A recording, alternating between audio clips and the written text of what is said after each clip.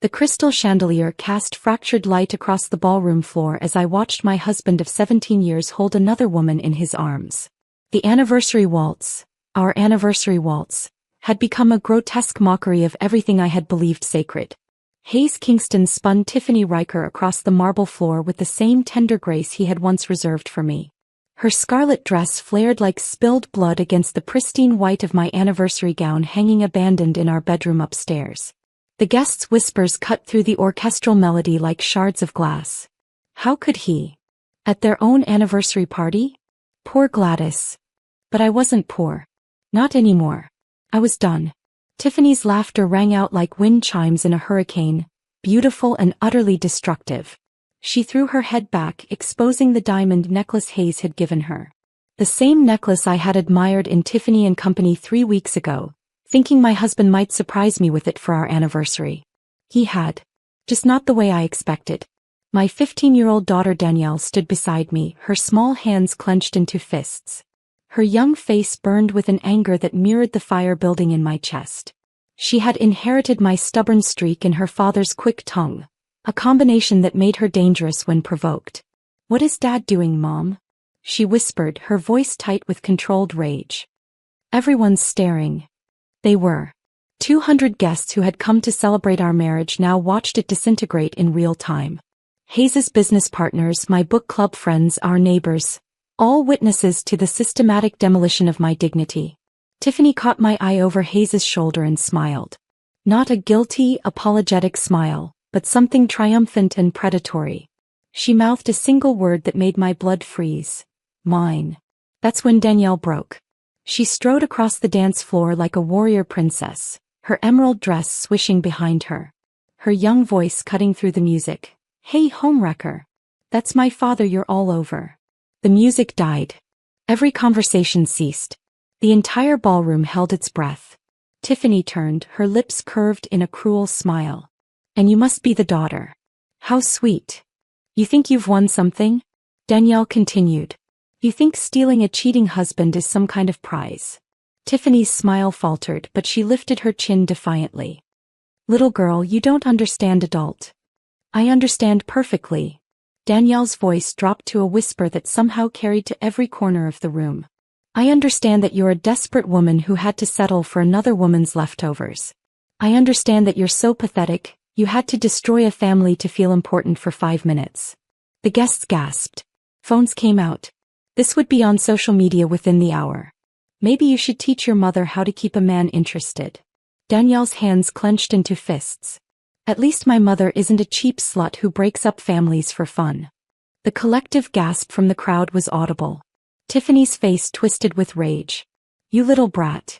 Her hand shot up, palm aimed for Danielle's cheek. It never made contact. I moved without thinking.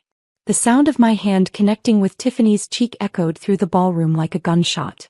The force of it sent her stumbling backward into Hayes, who caught her with trembling hands. "Touch my daughter," I said, my voice deadly calm, "and I'll destroy you." Silence stretched between us like a taut wire. Tiffany's hand flew to her reddening cheek, her eyes wide with shock. Hayes looked between us, his mouth opening and closing like a fish gasping for air. I took Danielle's hand and turned toward the exit. Our guests parted like the Red Sea, their faces a mixture of shock, admiration, and hungry anticipation for whatever came next. "Gladys, wait." Hayes called after me. "We need to talk." I paused at the ballroom doors and looked back at him one last time.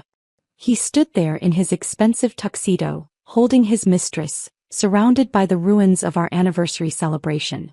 In that moment he looked like exactly what he was. A foolish man who had traded gold for fool's pyrite.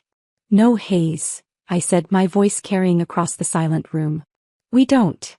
As Danielle and I walked out into the night, I heard the guests' murmurs rising behind us like a tide. "Where is she going? What do you think she'll do?" I wouldn't want to be Hayes Kingston right now. If only they knew. By morning, Hayes Kingston would learn exactly what it meant to cross Gladys Kingston. Before we continue, please write in the comment which country you are watching this video. We love knowing where our global family is tuning in from.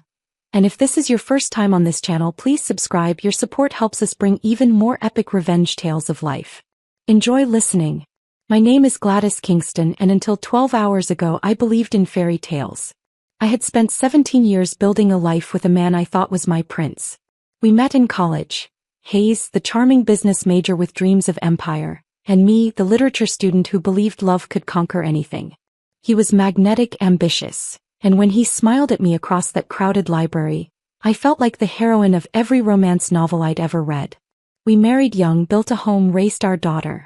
I sacrificed my dreams of writing for his dreams of wealth. While he climbed corporate ladders, I held down the foundation of our family. I organized his schedule, entertained his clients, supported his ambitions, and never once complained when he worked late or traveled for business. The house, our beautiful colonial mansion with its wraparound porch and sprawling gardens, that was mine. My inheritance from my grandmother, Naomi Whitmore, who had built a small fortune in real estate before passing it to me with one condition: never let a man make you forget your worth, child. I should have listened to her sooner. The signs had been there for months. Hayes coming home with new cologne. Business trips that seemed to require more formal wear than usual. Phone calls that made him step outside. Late nights that stretched later and later. But it was Danielle who first spoke the words I couldn't bear to think. "Mom," she had said 3 weeks ago, sitting on my bed while I folded Hayes's laundry. "Dad's cheating, isn't he?" I had dropped the shirt I was holding. "Danielle, what a horrible thing to say about your father." "It's not horrible if it's true." She was so matter-of-fact, so adult in that moment that it broke my heart.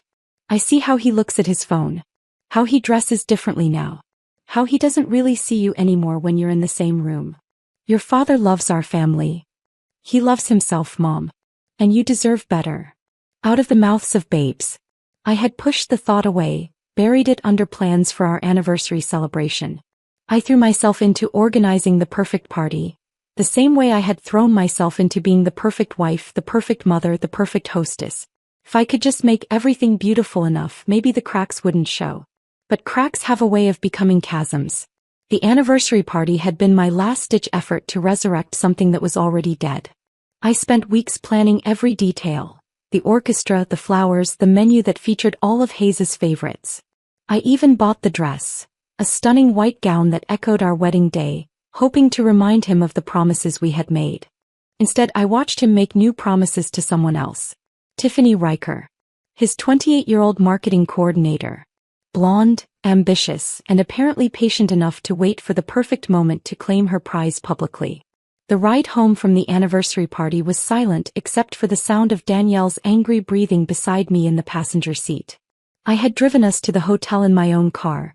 Thank God for small favors. At least I didn't have to endure Hayes and his mistress in my space. "Are you okay, Mom?" Danielle asked as we pulled into our driveway. I looked at our house, the house that had sheltered our family, hosted birthday parties and Christmas mornings, witnessed bedtime stories and first day of school photos. It stood there in the moonlight like a beautiful lie. "I will be," I said, and for the first time in months I meant it. We climbed the front steps together. I unlocked the door with hands that weren't shaking anymore. The fury had crystallized into something harder, colder, more dangerous. "Purpose. What are we going to do?" Danielle asked. I looked at my daughter, my brilliant, fierce, fearless daughter who had inherited the best parts of both Hayes and me. She deserved better than growing up watching her mother be humiliated. She deserved to see what real strength looked like. "We're going to pack," I said. "And then we're going to show your father exactly what he's lost." The first call I made was to Kristen Austin, the real estate agent. "Kristen, it's Gladys Kingston." I glanced at the clock. 11:47 p.m. "I need you to list my house. Tonight." "Gladys? Is everything—" "Wait, did you say tonight?" "Yes. The sooner the better. I want it on the market by morning." There was a pause. "Honey, are you sure about this? It's awfully sudden." I've never been more sure of anything in my life. While Danielle packed her room, I moved through our home with military precision. 17 years of marriage yields a lot of possessions, but I was surprisingly selective. I took my grandmother's jewelry, my books, my photographs with Danielle, and my personal documents. Everything else could rot for all I cared. The hardest part was our bedroom. The king-size bed where I had slept alone more nights than together in recent months. The walk-in closet where Hayes's expensive suits hung beside my conservative dresses. The dresser where our wedding portrait sat, mocking me with its frozen happiness. I took the portrait and walked downstairs to the kitchen. The gas stove lit with a soft whoosh.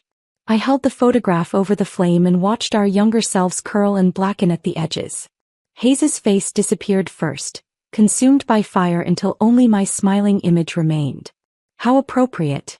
The second call was to my bank, the emergency line for valued customers. Mrs. Kingston, how can I help you at this hour? I need to move money from my joint account to my personal account. All of it.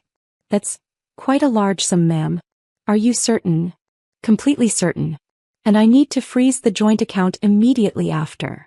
My grandmother's inheritance hadn't just bought our house. It had seeded Hayes's business ventures, funded his dreams, bankrolled our lifestyle. Legally, that money was as much mine as his. Morally, it was mine alone. He had forfeited his claim the moment he put his hands on another woman. By 2 a.m. Danielle and I had loaded my car with everything that mattered. The house felt hollow around us, like a beautiful shell with its soul extracted. Mom, look at this, Danielle said, holding up her phone. The screen showed a shaky video of the anniversary party, specifically the moment I slapped Tiffany. The caption read, "Wife slaps husband's mistress at anniversary party #dramalert #justice #karma woman." It had already been viewed 50,000 times. Great, I muttered. I'm going viral for all the wrong reasons. Are you kidding? Danielle grinned. Mom, you're a legend. Look at these comments. She scrolled through hundreds of responses. Queen behavior. This is what happens when you mess with the wrong woman. That slap was personal and I'm here for it. Find someone who defends their kids like this mom. Despite everything, I felt a smile tug at my lips. Maybe going viral wasn't so bad after all. The third call was to Mrs. Melinda Jasper, the most ruthless divorce attorney in the state. I had met her at charity events. A sharp-eyed woman with silver hair and a reputation for leaving unfaithful husbands financially and socially decimated. Mrs. Jasper? This is Gladys Kingston. I need your help. Mrs. Kingston. I saw the video. Quite the right hook you have there. It was a slap. Even better. More elegant. What can I do for you? I want a divorce. Fast, thorough, and devastating. My specialty. I'll have papers drawn up within hours. Do you have grounds? I thought of Tiffany's hands on my husband's chest, of their intimate laughter, of the way he had looked at her like she was the only woman in the room. Oh, Mrs. Jasper, do I have grounds? Excellent. We'll destroy him legally and leave him grateful for the privilege. By dawn, Danielle and I were checked into the Fairmont Hotel downtown, a beautiful suite with a view of the city Hayes thought he owned.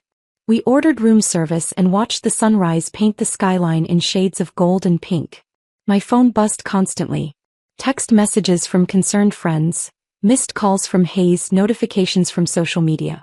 I ignored them all except one. Kristen Austin, house listed.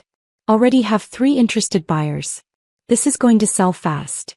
I smiled and poured myself another cup of coffee. Hayes Kingston was about to learn that actions have consequences. And I was just getting started. Hayes must have arrived home around 3 a.m., probably expecting to find me waiting with tears and recriminations. Instead, he found Kristen's for sale sign stabbed into our front lawn like a sword through his heart. I know this because Danielle was monitoring his social media accounts from our hotel suite. Hayes had posted a series of increasingly frantic status updates. 2:47 a.m., coming home to sort things out. Love always wins. 3:23 a.m., what the hell is happening? 3:25 a.m., Gladys, if you're reading this, call me now. 3:31 a.m., photo of the for sale sign. This has to be a mistake. Then nothing for 6 hours. At 9:30 a.m. sharp, Mrs. Melinda's process server knocked on what used to be our front door. Hayes answered in yesterday's wrinkled tuxedo, his hair disheveled, his eyes bloodshot. According to the server, whom I had specifically requested to be a woman, Hayes went paper white when he saw the divorce documents. These are some serious allegations, the server told me later. Adultery, emotional abuse, financial infidelity. You've got grounds to take him for everything. That's the plan, I replied. Hayes tried calling me 17 times that morning. I let each call go to voicemail, then deleted them without listening. There was nothing he could say that would matter now. Dad, I was busy. I met with Mrs. Melinda to review our strategy. I called my grandmother's financial advisor to secure my assets. I researched apartments and schools in different districts. Anywhere but here, anywhere Hayes's shadow couldn't reach us. The beauty of your situation, Mrs. Melinda explained over lunch at the country club, is that you hold all the cards. The house is in your name, inheritance property. The business was funded with your money. You've been the model wife and mother while he's been publicly unfaithful. A judge will take one look at this case and hand you everything. What about Danielle? Full custody. No judge awards joint custody to a man who brings his mistress to his anniversary party. He'll be lucky to get supervised visitation. The afternoon brought new developments. Kristen called to inform me that all 3 interested buyers had submitted offers above asking price. A bidding war was developing. Then Danielle burst into our suite with news that made my day complete. Mom, you have to see this. She was practically bouncing with excitement. Tiffany got fired. She showed me her phone screen, a leaked video from inside Hayes's company. Apparently, Tiffany's boss, Mr. Graham, had been at our anniversary party. He had witnessed the entire spectacle and Monday morning brought swift corporate justice. Miss Riker. His voice was ice-cold on the recording. Conduct unbecoming. Moral turpitude. Disruption of workplace harmony. Clean out your desk. Security will escort you out. The video showed Tiffany's face crumpling as she realized her career was over. She had traded her job, her reputation, and her future for a man who was about to lose everything. Poetic justice at its finest. My phone rang. Not Hayes this time. A number I recognized as belonging to my father-in-law, Kingston Nicholas. Gladys. His deep voice was rough with emotion. What the hell has my son done? Kingston Nicholas was old school. A man who believed in honor, commitment, and keeping your word. He had built his construction empire from nothing, and he expected his sons to uphold the family name with dignity. You saw the video, I said simply. I saw my son make a fool of himself and disrespect the finest woman he'll ever know. He paused. I'm ashamed of him, Gladys. And I'm sorry. It's not your fault. It is. I raised him better than this. If there's anything you and Danielle need. We'll be fine, Kingston. But thank you. After I hung up, I felt something I hadn't experienced in months. Peace. For so long I had been walking on eggshells trying to save a marriage that was already dead. Now with the truth exposed and my path clear, I could finally breathe. Danielle ordered us dinner from the hotel restaurant while I reviewed the divorce papers. Mrs. Melinda had been thorough. She was demanding the house, alimony, child support, and half of Hayes's business assets. By the time she was done with him, he'd be lucky to afford a studio apartment. Do you think Dad will fight it? Danielle asked, picking at her salmon. He can try, I said. But he doesn't have a leg to stand on. Mrs. Melinda called it the most slam-dunk divorce case of her career. That's when my phone rang again. Hayes calling from a number I didn't recognize. I almost declined the call, but something made me answer. Hello, Hayes. Gladys, where are you? We need to talk. His voice sounded different. Smaller. Desperate. There's nothing to discuss. Please, just listen. I listened for 17 years. I'm done listening. The house, you can't sell the house. This is our home. Danielle's home. The house is my home. My inheritance. You're just a tenant whose lease has expired. I could hear him breathing heavily on the other end. What about my clothes? My things? What about them? Gladys, please. Don't do this. We can work through this. There is no we, Hayes. There's you and your mistress, and there's me and our daughter. You made your choice. It was a mistake. No, it was a choice. A series of choices. Every secret meeting, every lie, every time you looked me in the eye and pretended to be faithful. Those were choices. Silence. You've frozen our accounts, he said finally. My accounts. And yes, I have. That's my money too. Actually, it's not. You might want to review the prenup you signed, Hayes. The one your lawyer assured you was just a formality. Turns out it wasn't. The prenup had been my grandmother's idea.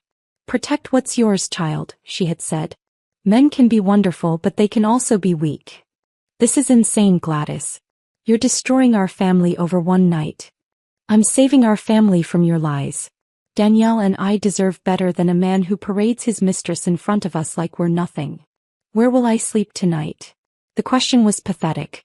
A grown man asking his wife where he would sleep after publicly humiliating her. That's not my problem anymore, Hayes. Maybe ask Tiffany. Oh wait, I heard she got fired today. Karma works fast, doesn't it? I hung up and powered off my phone. Danielle was watching me with something like awe. Mom, you're incredible. I'm tired, I said. Tired of being taken for granted. Tired of making excuses for people who don't deserve them. Tired of being small so other people can feel big. You were never small, Mom. You were just compressed. My brilliant daughter. How had she gotten so wise so young?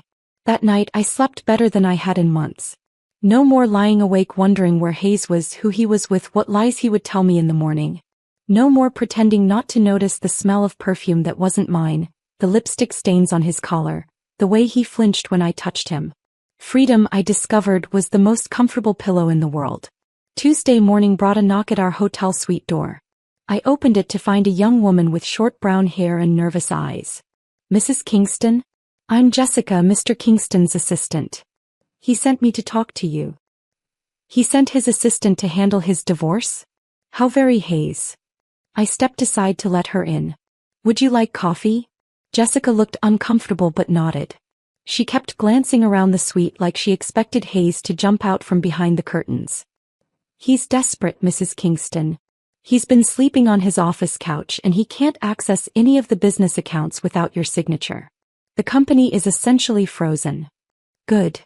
The investors are starting to ask questions. The Sawyer deal is falling through because Mr. Kingston can't provide the financial statements they requested. Even better. Jessica, can I ask you something? She nodded. How long have you known about Tiffany? Her face reddened. I can't discuss. You can. Your boss is about to be unemployed and I'm guessing your job security isn't looking too good either. She sighed. 8 months. But I think it's longer than that. They weren't exactly subtle about it.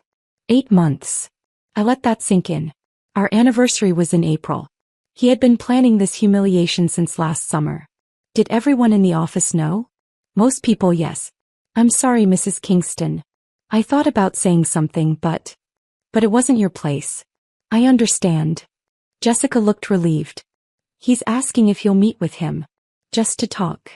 Tell Mr. Kingston that all communication goes through my attorney from now on. After Jessica left, I called Mrs. Melinda with an update. 8 months of documented workplace affair? She sounded delighted. Gladys, this keeps getting better. I can use this to argue that he's been systematically planning to destroy your marriage. We can go after his pension, his stock options, everything. Do it. There's something else. I've been digging into his finances and there are some irregularities. Large cash withdrawals, payments to what look like shell companies. Either your husband is phenomenally bad with money, or he's been hiding assets. Hiding them where? I'm not sure yet, but I have a forensic accountant working on it. If he's been squirreling away money in preparation for leaving you, it's going to backfire spectacularly. That afternoon, Danielle and I went apartment hunting. We found a beautiful 2-bedroom place overlooking the river, completely different from our suburban mansion. Modern, minimalist, and entirely ours. I like it, Danielle said, standing on the balcony. It feels clean. Clean of what? Lies. Pretending. The smell of Dad's cologne that he only started wearing after he met her. We signed the lease that evening. My phone had been buzzing all day with calls from Hayes's number, his office, numbers I didn't recognize. I ignored them all until one call came through from a number that made my blood run cold. Tiffany Riker. I answered on the last ring. This should be interesting. You psycho bastard, she hissed. You ruined my life. I'm pretty sure you did that yourself. I lost my job because of you. You lost your job because you're a homewrecker who couldn't keep her hands off a married man at a public event. That's on you, sweetheart. Hayes loves me. Hayes loves himself. You're just convenient. When the money runs out and the attention dies down, you'll find out exactly how much you mean to him. We're together now. We're happy. Where are you staying tonight, Tiffany? Silence. Because Hayes doesn't have access to his accounts anymore. And last I heard, you don't have a job. So where exactly are you two lovebirds planning to build your happily ever after? This isn't over, she said, her voice shaking. You're right. It's not over. It's just beginning. And honey, you picked the wrong family to mess with. I hung up and immediately blocked her number. That evening, as Danielle and I enjoyed room service in our suite, my phone rang one more time. The caller ID made me pause. Zachary Kingston. Hayes' younger brother. I debated answering. Zachary was different from Hayes. Quieter, more thoughtful, less consumed with appearances and status. He ran a small tech startup and lived in a modest townhouse across town. We had always gotten along well, but family loyalty ran deep. Hello, Zachary. Gladys. His voice was tired. I'm guessing you know why I'm calling. Your brother finally came crawling to you? About an hour ago. He showed up at my door with a suitcase and that woman begging for somewhere to stay. And I told him he could stay in my guest room for 1 week. She couldn't. Despite everything, I felt a flicker of sympathy for Zachary. Hayes had probably expected his little brother to welcome him with open arms and no questions asked. That must have gone well. She threw a tantrum, called me a judgmental prick and stormed off. Haven't seen her since. And Hayes. Hayes is sitting in my living room drinking my beer and explaining how this is all a misunderstanding. How you're overreacting. How Tiffany doesn't mean anything to him. Do you believe him? A long pause. Gladys, I saw the video. I saw how he looked at her. That wasn't nothing. No.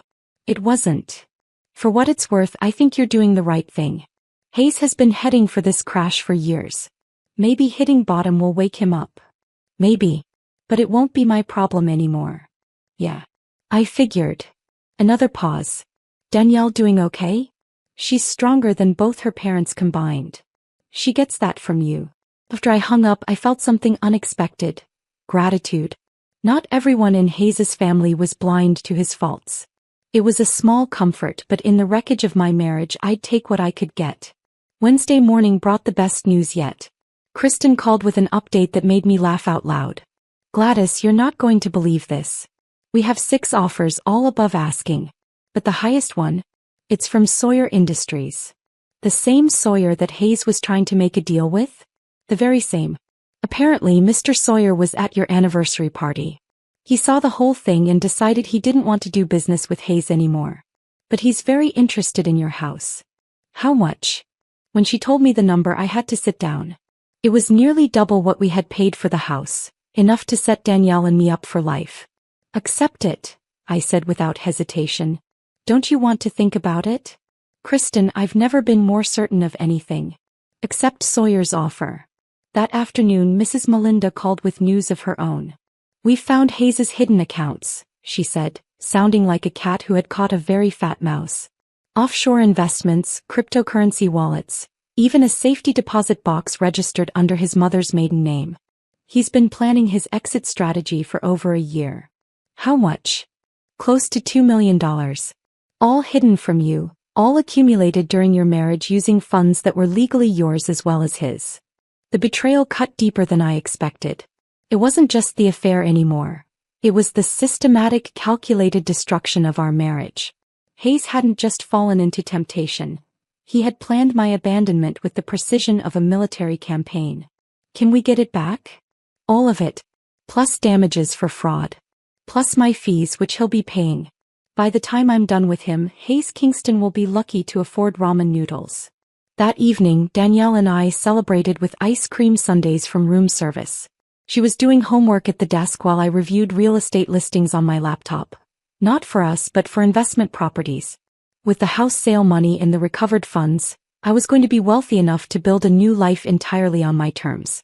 Mom, Danielle said without looking up from her history textbook. I'm proud of you. For what? For not staying. For showing me that women don't have to accept being treated badly. For being strong even when it hurt.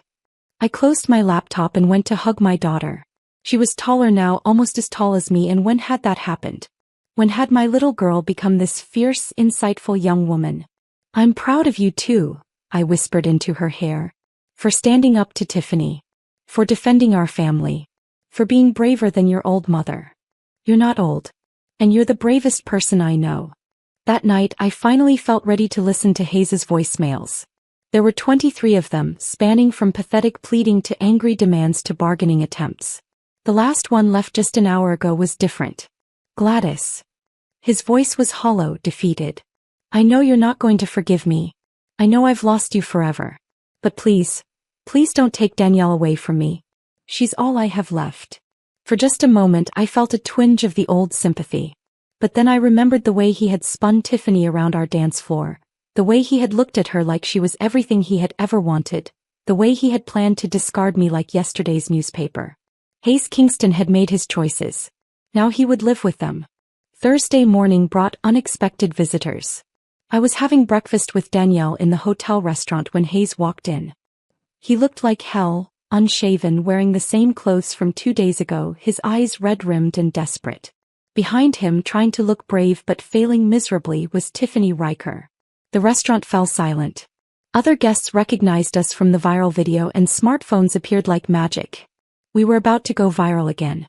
Hayes approached our table with the careful steps of a man walking through a minefield. Gladys.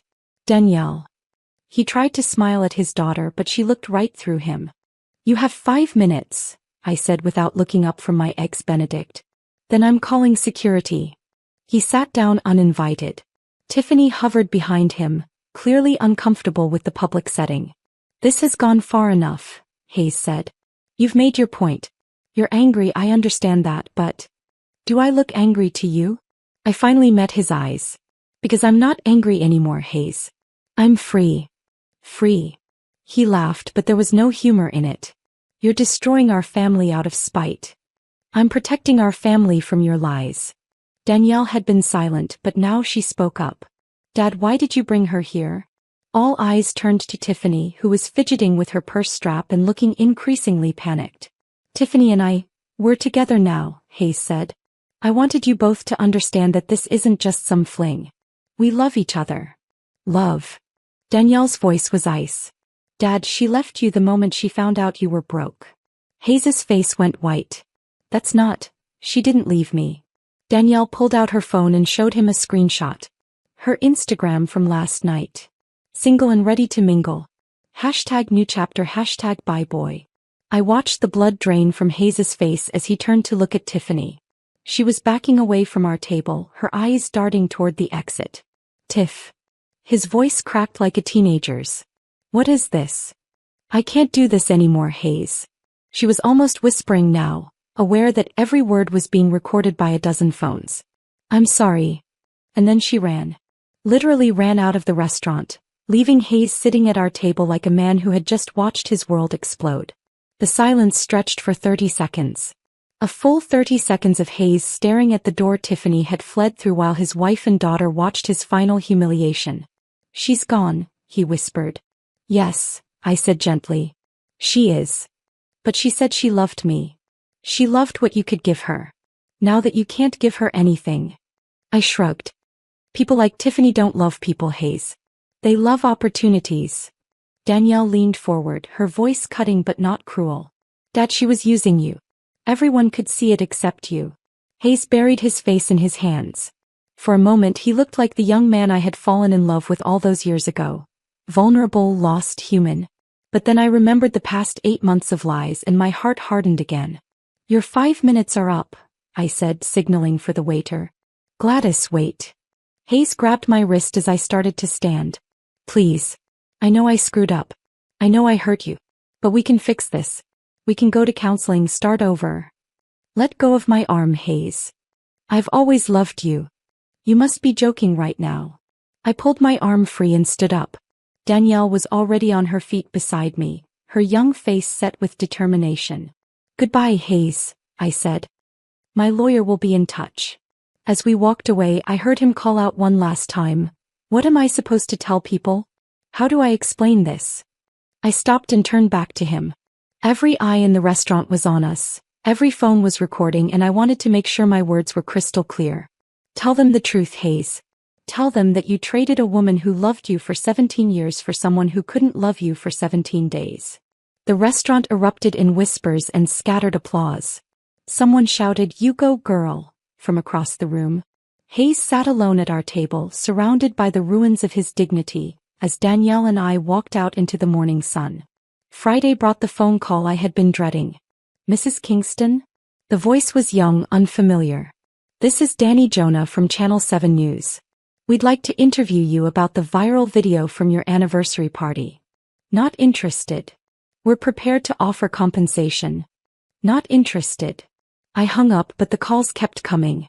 Local news, national news, social media influencers, even a documentary filmmaker who wanted to tell my story of empowerment. The anniversary party video had exploded beyond anything I could have imagined, spawning memes, think pieces, and heated debates about marriage, infidelity, and public humiliation. I ignored them all. This wasn't about fame or attention, it was about justice. But Hayes apparently had different ideas. That evening, as Danielle and I were packing the last of our belongings from the hotel, we were moving into our new apartment on Saturday, the news came on. Channel 7's evening broadcast led with a story that made my blood freeze. Tonight, an exclusive interview with Hayes Kingston, the husband at the center of a viral video that sparked national conversation about marriage and forgiveness. There he was, sitting across from an overly sympathetic anchor, looking like a man who had lost everything, which to be fair he had. "Hayes," the anchor said in her most compassionate voice, "tell us what happened that night." "Well, Rebecca, it's been a very difficult time for my family." Hayes looked directly into the camera. "I made a mistake, a terrible mistake, and my wife is understandably hurt. But I never expected her to react so extremely." I felt Danielle stiffen beside me on the hotel bed. "When you say extremely..." "She's taken our daughter away from me, frozen our bank accounts, put our family home up for sale. All over one dance with a colleague." "One dance?" The anchor leaned forward. "But reports suggest there was an ongoing affair." "That's simply not true, Rebecca. Tiffany was a friend, nothing more." My wife misinterpreted the situation and reacted with violence and vindictiveness that's completely destroyed our family. I couldn't believe what I was hearing. He was rewriting history on live television, painting himself as the victim and me as an unstable, vengeful wife. "What would you say to Gladys if she's watching tonight?" Hayes looked directly into the camera, his eyes brimming with crocodile tears. "Gladys, if you're watching this, I love you. I've always loved you. Come back. Bring Danielle. Let's work this out. Let's heal our family together." The interview continued for another 10 minutes. Hayes painted a picture of a devoted husband blindsided by his wife's jealous rage. He mentioned my inheritance wealth, and implied that I was using money as a weapon. He talked about Danielle being manipulated and turned against her father. When it was over, I sat in stunned silence. "Mom," Danielle said quietly, "people aren't going to believe that, are they?" Before I could answer, my phone exploded. Text messages, calls, notifications. The internet had responded to Hayes' interview with swift and merciless judgment. The comments on the news station's Facebook page were brutal. This man really thought he could gaslight the entire internet. "Sir, we have video evidence. We saw you grinding on that woman at your anniversary party.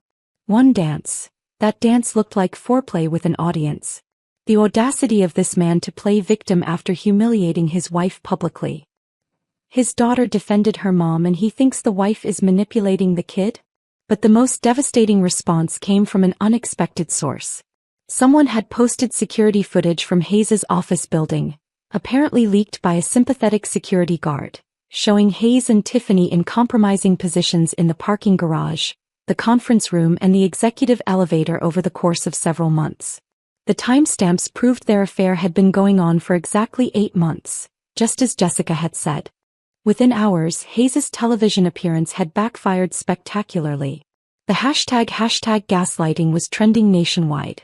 Memes flooded social media showing Hayes' face with captions like, "Tell me you're a narcissist without telling me you're a narcissist," and "When the audacity is audacious G." But the real blow came Saturday morning. I was signing papers for our new apartment when Mrs. Melinda called with news that made me sit down hard. "Gladys, you need to see this. Kingston Nicholas just issued a public statement." "Hayes' father?" "The very same. He's disowning Hayes. Publicly." She read the statement over the phone. "The Kingston family has built its reputation on integrity, honor, and respect for family values. My son Hayes Kingston has violated every principle this family stands for. His public humiliation of his wife and daughter is inexcusable, and his attempt to manipulate public opinion through false narratives is beneath contempt. Effective immediately, Hayes Kingston is removed from all family business interests and is no longer welcome at family gatherings. The Kingston name will not be associated with his disgraceful behavior. Gladys and Danielle Kingston have my full support and will always be family to me. Oh my God, I breathed. It gets better. He's also transferring Hayes' shares in the family construction business to a trust fund for Danielle. Hayes just lost his inheritance. I had to hand it to Kingston Nicholas. When he cut ties, he cut them completely. Hayes wasn't just losing his wife and daughter. He was losing his entire identity. My phone rang immediately after Mrs. Melinda hung up. Kingston Nicholas himself. Gladys, did you hear? I did. Kingston, you didn't have to. Yes, I did. That boy has disgraced everything his mother and I taught him. But more than that, he hurt you and Danielle, and I won't stand for it. His voice was thick with emotion. You've been the best daughter-in-law a man could ask for. You supported Hayes when he was building his career. You gave us beautiful Danielle. You brought grace and warmth to our family. What he did to you, it's unforgivable. What about Hayes? He's still your son. My son died the moment he decided his marriage vows were suggestions instead of sacred promises. This stranger wearing his face will have to live with the consequences of his choices. After the call, I sat in my new living room, our new living room, and tried to process what had happened. In less than a week, Hayes had lost his wife, his daughter, his home, his money, his mistress, his job security, his public reputation, and now his family. It was more thorough than anything I could have planned. That evening, Zachary called with an update that completed Hayes' destruction. He's gone, Zachary said without preamble. Gone. I gave him a week. It's been 5 days, but I came home to find him packing. Said he couldn't stay in this city anymore. Too many people recognize him. Where's he going? He wouldn't say. Just kept muttering about starting over somewhere else, maybe the West Coast. Zachary paused. Gladys, I've never seen him like this. He's broken. Good, I said, and I meant it. Is it though? I mean, he's still Danielle's father. Biology doesn't make you a father, Zachary. Being there does. Putting your child first does. Protecting your family does. Hayes chose to protect his ego instead. Yeah. You're right. He sighed. For what it's worth, I think you and Danielle are better off without him. We know we are. 6 months later, I stood in the kitchen of our new apartment, making breakfast for Danielle before school. The morning sun streamed through windows that had never witnessed lies or betrayal. Everything here was clean, honest, ours. The divorce had been finalized 3 weeks ago. Mrs. Melinda had been as ruthless as promised. Hayes walked away with his car, his clothes, and enough money to survive for maybe 6 months if he lived frugally. Everything else came to me. The house sale proceeds, the recovered hidden assets, his business shares, and a monthly alimony payment that would ensure Danielle and I never wanted for anything. Mom, you made the news again, Danielle said, holding up her phone over her cereal bowl. I groaned. What now? Good news this time. Local woman turns divorce settlement into successful investment portfolio. They're calling you a financial genius. It was true. With my newfound wealth, I had hired a financial advisor and begun investing in real estate, stocks, and small businesses. The portfolio was performing beautifully, ensuring Danielle's college fund was secure and my retirement was guaranteed. I'm not a genius, I said. I just finally started making decisions based on logic instead of emotions. That's what makes you a genius. My phone buzzed with a text from an unknown number. Gladys, this is Hayes. I'm in California. I wanted you to know I'm sorry. For everything. I hope someday you can forgive me. I showed the message to Danielle, who read it and shrugged. Are you going to reply? What would be the point? Hayes had tried to contact us several times over the past months. Letters forwarded through Mrs. Melinda, emails that went straight to spam, a Christmas card that Danielle threw away unopened. He was living in Los Angeles now, according to Zachary, working as a junior associate at some mid-level firm and sharing a studio apartment with a roommate 20 years younger than him. Tiffany, meanwhile, had moved back to her hometown in Ohio after failing to find work in our city. Her reputation had preceded her everywhere she applied. The last I heard, she was working at a call center and living with her parents. Do you miss him? Danielle asked as we gathered our things for the day. I miss the man I thought he was, I said carefully. But that man never really existed. What I miss is the fantasy. I don't miss him at all, she said matter-of-factly. Our life is better without him. He was right. Without the constant tension of Hayes's lies and late nights, our home had become peaceful.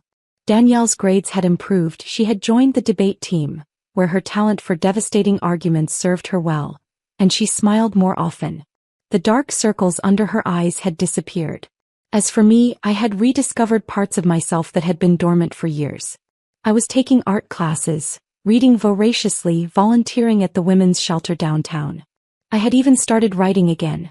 Not the great American novel I had once dreamed of, but a blog about rebuilding your life after betrayal. It was gaining a following. The doorbell rang as we were heading out. I opened it to find a delivery man with an enormous bouquet of white roses. Gladys Kingston? That's me. The card read, "To the strongest woman I know. Thank you for showing Danielle what self-respect looks like.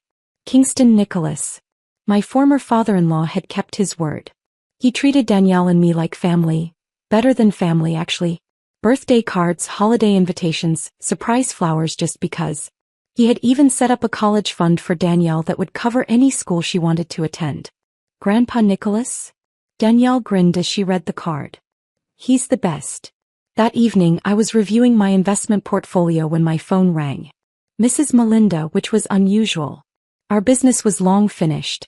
Gladys, I have news you'll find interesting. Good news or bad news? Depends on your perspective. Hayes is trying to file for bankruptcy. I laughed. Let me guess, he can't afford the alimony payments? Worse than that. Apparently he made some spectacularly bad investment decisions in California. Lost what little money he had left in some cryptocurrency scheme. Now he's claiming financial hardship and asking the court to reduce his obligations to you. Can he do that? He can try. But here's the beautiful part.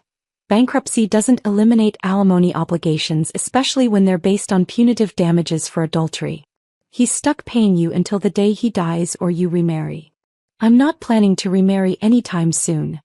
Then Hayes Kingston is going to be working minimum wage jobs for the rest of his natural life just to keep up with what he owes you. After Mrs. Melinda hung up, I sat on my balcony overlooking the city lights and thought about the strange turns life takes. A year ago, I had been planning Hayes' surprise birthday party, agonizing over the perfect gift for a man who was already shopping for my replacement. Now I was financially independent, emotionally free, and raising a daughter who understood that self-respect wasn't negotiable. My phone buzzed with another text from Hayes. I saw the bankruptcy didn't work. I deserve a second chance, Gladys. Everyone makes mistakes. This time I did reply, everyone makes mistakes, Hayes. But not everyone makes choices to betray the people who love them. Enjoy California. Then I blocked his number permanently. 1 year after the anniversary party that changed everything, Danielle and I were living our best lives. I had purchased 2 rental properties with my settlement money, and the passive income was more than enough to cover our expenses. Danielle was thriving at her new school, where she was student body president and captain of the debate team. My blog had evolved into a book deal. A memoir about reclaiming your power after betrayal. We had dinner every Sunday with Kingston Nicholas, who had become more of a father figure to me than my own father had ever been. Zachary visited often too and had become like the brother I never had. The Kingston family, the real Kingston family, was stronger than ever even without Hayes in it. The first anniversary of the slap, as it was now known, was approaching and Danielle had an idea. Mom, we should throw a party. A party. A celebration. 1 year of freedom. 1 year of being ourselves instead of what Dad wanted us to be. That feels a little vindictive, don't you think? Mom, you wrote the book on overcoming betrayal. Literally. You're helping women all over the country find their strength. That deserves celebrating. He was right. My book, After the Dance, Rebuilding Your Life When Love Lies, had become a bestseller. I was getting interview requests, speaking invitations, book tour opportunities. What had started as my personal catastrophe had become my professional triumph. We planned a small gathering, Zachary, Kingston Nicholas, my book club friends, some of Danielle's classmates and the women from my support group. Nothing elaborate, just good food, good wine, and good company. The night before the party, Kingston Nicholas called with news that brought everything full circle. Gladys, I thought you should know. Hayes is back in town. My heart skipped. Back? Why? Job interview apparently. The firm he was working for in California let him go last month. He's desperate. Is he coming to the party? Kingston Nicholas's voice hardened. He's not invited. And if he shows up uninvited, I'll personally escort him off the premises. The party was perfect. Intimate, joyful, and free of drama. We celebrated not just survival but transformation. I was no longer the woman who had stood silently while her husband danced with another woman. I was the woman who had rebuilt her life from the ashes of betrayal. As the evening wound down, Zachary pulled me aside. Gladys, there's something I need to tell you. What is it? Hayes came to see me yesterday. Begged me to intercede with you, to ask you to take him back. I felt a familiar tightness in my chest. What did you tell him? I told him that bridge was burned beyond repair. But Gladys, he's not doing well. He's lost weight, looks like he's been sleeping rough. Part of me wonders if you've been too harsh. I looked around my apartment, at Danielle laughing with her friends, at the women from my support group sharing stories of their own triumphs, at the life I had built from nothing. Zachary, I said gently, Hayes made his choices. He chose Tiffany over me. He chose public humiliation over private conversation. He chose lies over truth and selfishness over family. Those weren't mistakes, they were character revelations. But he's my brother. And Danielle is his daughter. Did he think about her when he was flaunting his affair? Did he consider her feelings when he brought his mistress to our anniversary? Zachary looked older suddenly, the weight of his brother's failures etched in the lines of his face. You're right, he said quietly. You've always been right. I'm not right or wrong. I'm just done enabling him to treat people badly without consequences. As the guests began to leave, I felt a presence behind me. I turned to find Danielle standing in the doorway, her face serious. Mom, Dad's outside. My heart jumped. What? I saw him through the window. He's just standing there. On the sidewalk. Staring up at our building. I walked to the window and looked down. There he was, Hayes Kingston, the man who had once been my whole world. He looked smaller than I remembered, diminished by failure and consequences. He stood under a streetlight like a ghost haunting the scene of his former happiness. Should we call the police? Danielle asked. No. He's not breaking any laws. He's just grieving, I think. Grieving what? The life he threw away. We watched him for 20 minutes. He never moved, never looked away from our windows. Finally, a police car pulled up. Someone else in the building must have called, and Hayes walked away into the night. Do you feel sorry for him? Danielle asked. I considered the question carefully. I feel sorry for the man he could have been. But the man he chose to become? Well, I don't feel sorry for him at all. 2 weeks later, Hayes made his last desperate play. I was at Barnes & Noble for a book signing when he appeared. I was mid-sentence talking to a woman about finding strength after betrayal, when I saw him lurking near the biography section. Our eyes met across the crowded bookstore and I saw something in his expression that made my skin crawl. Desperation. He waited until the event was over, until the last book was signed and the last reader had left. Then he approached my table like a man walking to his execution. Hello, Gladys. Hayes. I didn't look up from packing my books. I have a restraining order drafted if you're planning to make this a habit. I just want to talk. We have nothing to discuss. Please. His voice cracked. 5 minutes. That's all I ask. I looked at him then, really looked. He had lost at least 30 pounds. His clothes hung on him like he was playing dress up in someone else's wardrobe. His face was gaunt, aged beyond his 43 years. 5 minutes, I said. But we talk here in public where people can see us. He sat across from me at the small table where I had been signing books about overcoming betrayal. The irony wasn't lost on either of us. I've lost everything, he said without preamble. Yes, you have. My job, my family, my father's respect, my future, everything. I'm aware. Gladys, I know I hurt you. I know I made terrible choices. But this punishment is beyond anything I deserve. I set down the pen I had been holding and met his eyes. Is it? I'm living in my car, Gladys. Eating at soup kitchens. I can't get a job because every time someone Googles my name, that video comes up. And I'm begging, for mercy. For a second chance. I leaned back in my chair and studied the stranger wearing my ex-husband's face. Do you remember our 5th anniversary? He looked confused by the change of subject. What? Our 5th anniversary. I had planned a romantic dinner at home. I cooked your favorite meal, bought wine, dressed up. You came home 3 hours late because you had to finish a project. I don't remember. Of course you don't. Do you remember our 10th anniversary? Gladys, what does this have to?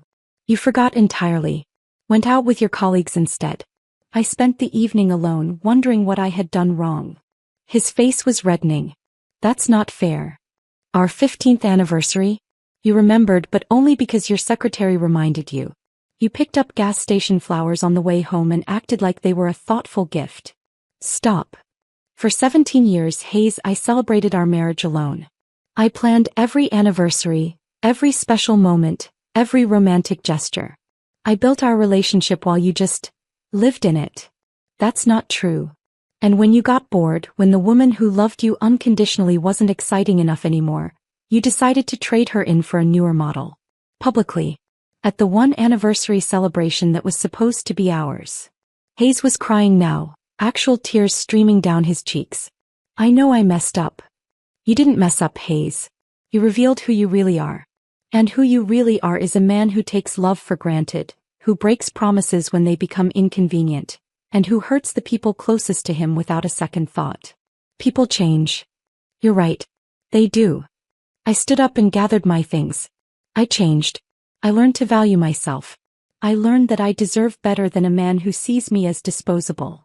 Gladys, please. You want mercy, Hayes? Here's your mercy.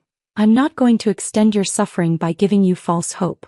You're free to build a new life, find someone who doesn't know your history, start over. But that life won't include me or Danielle. She's my daughter. She's her own person. And she's chosen not to have a relationship with you. I respect her choice. I started to walk away, then turned back one last time. Oh, and Hayes, stop feeling sorry for yourself. You're not the victim here. You're the architect of your own destruction. Own it. As I left the bookstore, I heard him call my name one final time. But I didn't turn around. There was nothing left to say, nothing left to forgive or forget. Hayes Kingston was my past. My future was waiting at home, where my daughter was probably doing homework and texting her friends about her upcoming debate tournament. 5 years later. The notification popped up on my phone as I was reviewing the final edits for my second book. Hayes Kingston has sent you a friend request on LinkedIn. I stared at the screen for a moment, then deleted the notification without opening it. Some doors once closed should stay that way forever. Danielle was home from Harvard for winter break, and we were planning our traditional New Year's Eve celebration. Just the two of us, fancy takeout and terrible movies. It had become our favorite holiday, a time to reflect on how far we had come and plan for the adventures ahead. Mom, she called from the kitchen, there's an article about Dad in the Los Angeles Times. Good news or bad news? Predictably bad news. Wife number 3 just filed for divorce. Apparently he hasn't changed his spots. I wasn't surprised. A man who betrays one woman will betray another. It's not about the woman, it's about the man's character. My phone rang. Kingston Nicholas, now in his 70s but still sharp as a tack. Gladys, did you see? About Hayes. Yes. How are you holding up? I stopped grieving for my son years ago, he said sadly. Some people are determined to be their own worst enemies. That evening, as Danielle and I settled in with Chinese food and a ridiculous romantic comedy, I reflected on the strange mathematics of loss and gain. Hayes had lost everything: family, money, respect, peace, chasing something that was never real. Meanwhile, I had gained everything that mattered: self-respect, financial security, unbreakable bonds with the people who truly loved me, and the knowledge that I was strong enough to survive anything. Do you ever wonder what would have happened if you had stayed? Danielle asked during a commercial break. Every day for the first 6 months, I admitted. Then I realized I was asking the wrong question. What should you have been asking? Not what would have happened if I stayed, but what wouldn't have happened if I left. Like what? Like you learning that women don't have to accept disrespect. Like me discovering I could build a life that was entirely my own. Like both of us understanding that love without respect isn't love at all. It's just elaborate tolerance. I'm glad you left him, Mom. So am I, sweetheart. So am I. As the movie played and my daughter curled up next to me on our couch in our apartment that no one could take away from us, I thought about the woman I had been 3 years ago. The woman who had stood in that ballroom watching her husband betray her publicly, feeling her world collapse in real time. That woman had been stronger than she knew. She just needed to be tested to find out. The last text message I ever received from Hayes came at 11:58 p.m. on New Year's Eve. I dream about our life together sometimes. The good times. Do you ever miss those days? I looked at Danielle asleep against my shoulder. I looked at our home filled with books and laughter and hope. I looked at the woman in the mirror across the room, confident, successful, unafraid. I deleted the message without responding. Some dances end so better ones can begin. And my dance, our dance was just getting started.